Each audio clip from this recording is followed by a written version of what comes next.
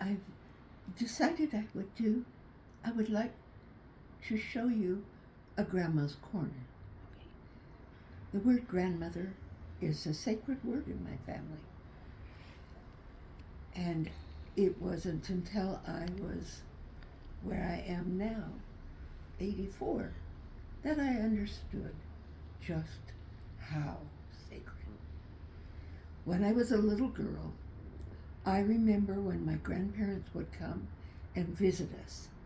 And I can remember standing in the kitchen and peeking through the door from the kitchen to the dining room into the living room, because that's where they slept, was on the fold out couch. And we were waiting for them to wake up so we could go in and get in bed with them and giggle and laugh and get all kinds of hugs. And it was so great. And when they came to visit, then all the other relatives in the area came and visited at our house. And I loved it, and I was loved, and they listened, and it was wonderful. Idyllic childhood. But nothing in life is totally ideal. And I learned that the hard way. But let me continue. Okay. When we would go to visit them, my grandpa worked for Kennecott Copper, and he was working in Ray, Arizona, which doesn't exist anymore. It's an open pit copper mine.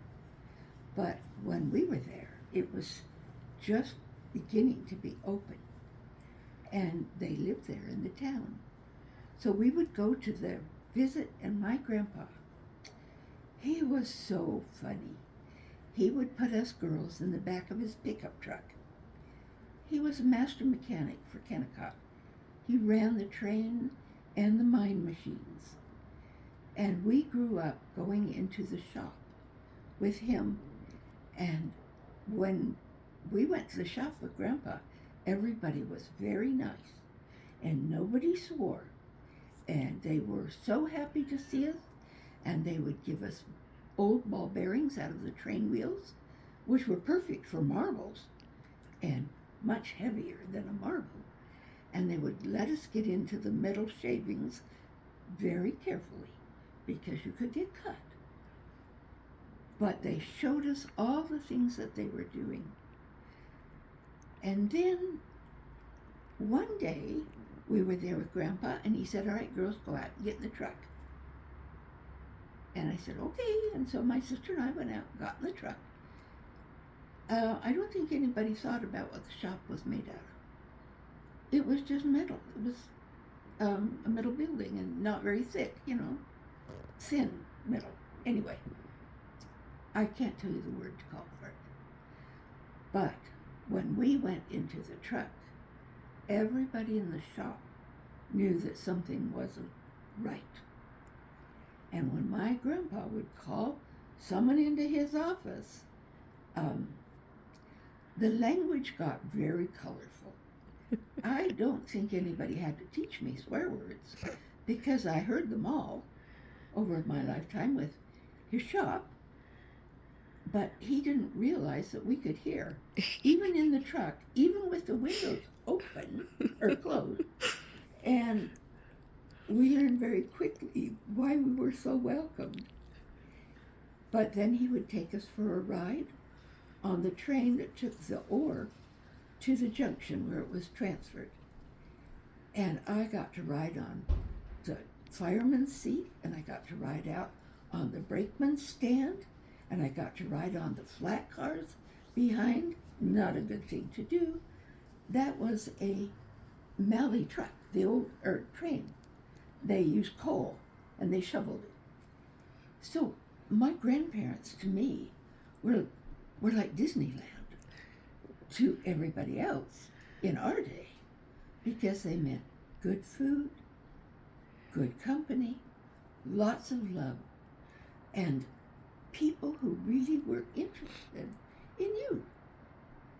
So I grew up, I only had one set of grandparents, but they were enough for me because all my life they loved me and they listened. And I could write a book about stories with my grandparents. And maybe someday I will. But I just wanted to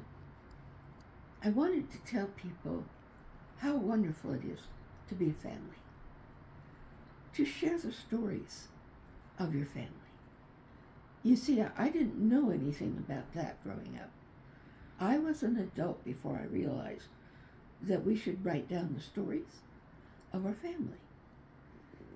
And I started, but before I could get to my grandparents, they had passed away. So I knew the stories about their parents, thank goodness, and for reasons much better, but I never asked them, when did you go on your first date? How old were you when you first got a car? Well, for Grandpa it was a motorcycle. And all those questions that I have since learned are so important. I recorded my parents and my aunts and uncles, and I have kept all those stories for my children, because you see, they're more precious than gold, and gold I have not, as is obvious with our need for a car. But love has gone to my family and my sister's family and anyone else that wanted to hear it. And that is what I'm putting together to leave now for mine. I would recommend that you learn about Grandma. That's the best word in the whole world. It means hugs and kisses and warm cookies and Grandpa getting me out of bed. And so I'd like you to think about it with your family, because once they're gone, there is nobody left. And I'm the next to last of the grandchildren living. And I hold the stories, and they are a treasure. So gather your pictures, gather your stories, and gather your family, and discover where you came from and why you are who you are.